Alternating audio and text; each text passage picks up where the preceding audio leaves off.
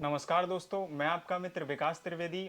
आज हमारे साथ एक ऐसी शख्सियत है जो मैथ को चुटकियों में आसान तरीके से बच्चों तक समझा देती है। आईआईटी का सफ़र एकदम आसान हो जाता है और हाल ही में साहित्य और एजुकेशन में अच्छे योगदान हेतु उन्हें पद्मश्री अवार्ड भी मिला 2023 में। बहुत बहुत स्वागत आनंद कुमार धन्यवाद सर, आपका धन्यवाद बहुत बहुत स्वागत। धन्यवाद धन्यवाद। सबसे पहला क्वेश्चन तो हर आदमी के दिमाग में यही आता है कि जिससे आपको पहचान मिली वो है सुपर 30। इसकी सोच कहाँ से आई आपको? सब लोग फिल्म देख चुके हैं, जहाँ भी जाते हैं तो नौजवान साथी खासकर फिल्म देखे होते हैं। उसमें जो दिखाया गया वो हकीकत है कि कभी पैसे के अभाव में हम कैम्ब्रिज नहीं जा पाए थे। ऑफर होने के बाद, एडमिशन होने के बाद, हवाई जहाज़ का टिकट का खर्चा तक नहीं था। उसी समय हमारे पिताजी का भी निधन हो गया। ये दर्द, ये दुख हमेशा मुझे सताता था और लगता था कि नहीं, मुझे कुछ समाज के लिए करना चाहिए। फिर ऐसे कई बच्चों से मुलाकात हुई जिनके पास सुविधा नहीं है, संसाधन नहीं है, लेकिन पढ़ने की इच्छा है और बहुत मेधावी है। तब हमने निर्णय लिया, हमारा भाई प्रणव, माताजी, सब लोगों ने साथ दिया और सुपर 30 की शुरुआत हुई। सर, जब सुपर 30 की आपने शुरुआत की थी, जैसा हम फिल्मों में देखते हैं, काफ़ी उस समय आप गरीब थे।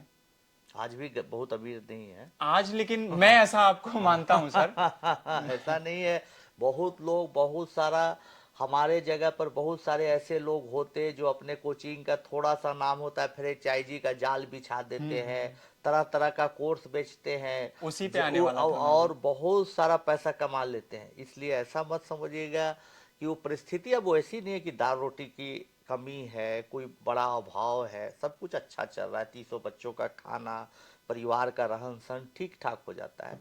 लेकिन कभी भी हमने शिक्षा को व्यापार बनाने का प्रयास नहीं किया। आज खबरें आती हैं कई जगहों पर, चाहे यूपीएससी की कोचिंग हो या फिर कोचिंग सेंटर हो आपका आईआईटी का, तो हमेशा खबरें आती रहती है तरह तरह की दुर्घटनाओं की।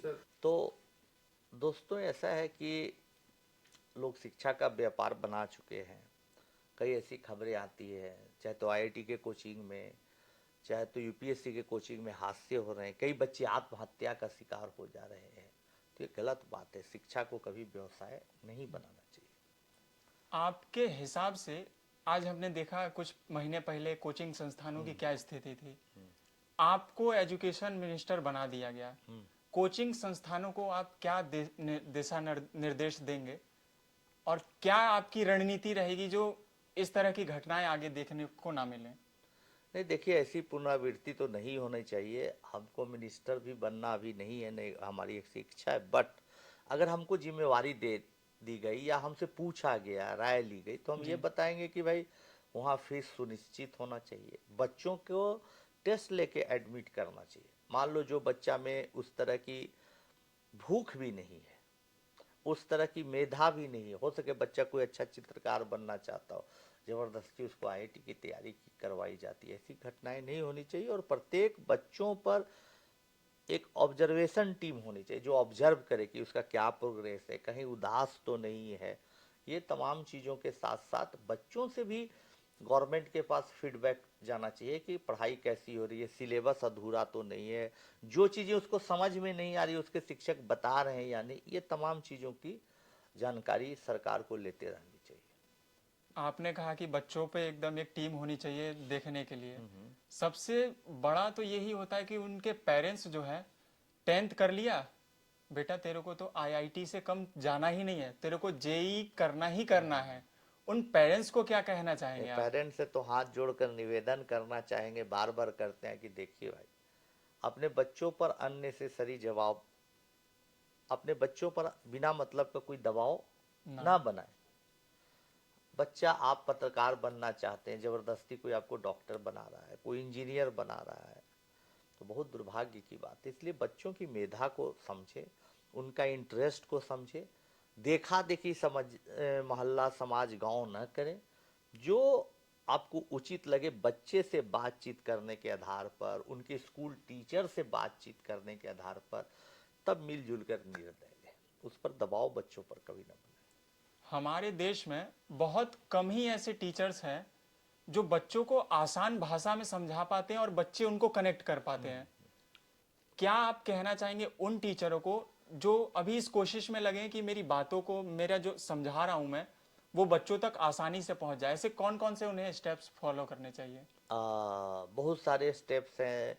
बच्चों को कोई भी कॉन्सेप्ट पढ़ाइए, हाउ एंड वाई बताइए, उसका रीजनिंग समझाइए, प्रैक्टिकल लाइफ से जोड़ के बातों को बताइए। इन सब चीज़ों का ख्याल रखिए। और साथ साथ अभी कुछ दिन बाद हम भी कुछ वीडियो अपलोड करेंगे यूट्यूब पर या अलग से कुछ पोर्टल्स पर, जिसमें हम इतने साल पढ़ाए उसका क्या एक्सपीरियंस था, वो बच्चों को, जो हमारे नौजवान टीचर बन रहे हैं, उन लोगों को देखने का और कुछ समझने का मौका मिलेगा। आप विदेशों में भी गए, वहाँ का एजुकेशन सिस्टम देखा आपने। भारत में क्या बदलाव करना चाहते हैं एजुकेशन सिस्टम में? नहीं, बहुत बदलाव हो रहे हैं। नई सरकार हमारी जो है वो बहुत बदलाव ला रही है।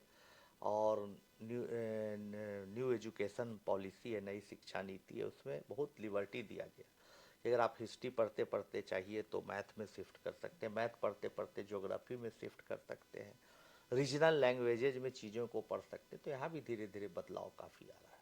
फिर भी अगर एक चीज हम अभी देख रहे हैं कि स्टूडेंट्स टीचर्स यूपीएससी, ट्रेनिंग पर ध्यान देना चाहिए। जो भी सरकारी स्कूल के टीचर्स हैं उनको अच्छी ट्रेनिंग दिलवानी चाहिए। मैंने बात की थी स्टूडेंट्स के पेरेंट्स की, लेकिन स्टूडेंट्स की भी बात करूं तो यूपीएससी देख लें हम, आईआईटी, इतनी भीड़ है कि मतलब कितना, अगर 50% बच्चे भी वहां पे पूरा मेहनत करते हैं तो भी उनका नहीं हो पाएगा। तो एक ही दिशा में भागने के लिए उन्हें क्या ऐसी चीजें मिलती कि मुझे आईआईटी ही करना है, मुझे यूपीएससी ही करना है? क्योंकि आप ही लोगों में से कोई नौजवान साथी है, वो कोई आईएएस को एकदम गाड़ी से उतरते हुए खटाक से वीडियो दिखाता है, उसका ग्लैमर दिखाता है। बच्चा पढ़ता है कि अरे एक आईआईटीएन को मिल गया करोड़ों का पैकेज, चला गया अमेरिका, तो ग्लैमर में फंसता है और अपना मूल्यांकन किए बिना, अपना इंटरेस्ट समझे बिना अंधी दौड़ में लग जाता है। इसलिए उन तमाम चीज़ों से, भटकाव से बचना चाहिए। ग्लैमर नहीं देखना है, यही सिंपल अपना सी बात है। काम में जिसमें मजा है वो करना चाहिए। पैसे मायने नहीं रखते, मजा आना चाहिए। पैसा थोड़ा बहुत जितना जरूरत है आ ही जाएगा अगर काम अच्छे से करते हैं तो।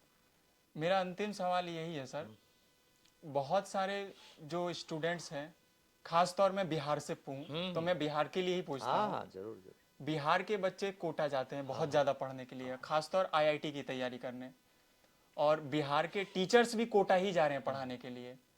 तो ऐसा कहाँ मिस हो रहा है कि ये दोनों लोग, टीचर्स और स्टूडेंट्स भी, पटना में ही क्यों ना पढ़ाएं या किसी और क्षेत्र में धीरे बिहार धीरे के ही? माहौल बदला है, बदल भी रहा है। लोग बिहार में शिक्षित हो रहे हैं, अपने अधिकारों को समझ रहे हैं। क्या विधि व्यवस्था में गड़बड़ी है वो भी सुधार हो रहा है, लोग समझ रहे हैं, लोग इसके लिए टोक रहे हैं। आने वाले भविष्य में और तेजी से होगा।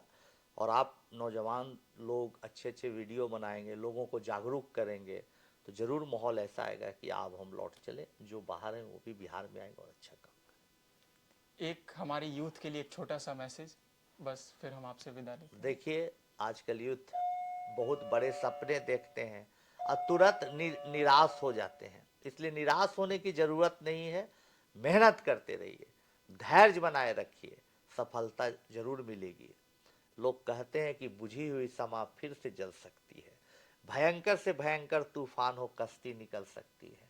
निराश न हो, मायूस न हो, मेहनत कर, देख दोस्त तेरी भी किस्मत जरूर बदल सकती है। क्या बात है। धन्यवाद। बहुत बहुत धन्यवाद सर, बहुत बहुत धन्यवाद। आभार आपका। धन्यवाद। Sir life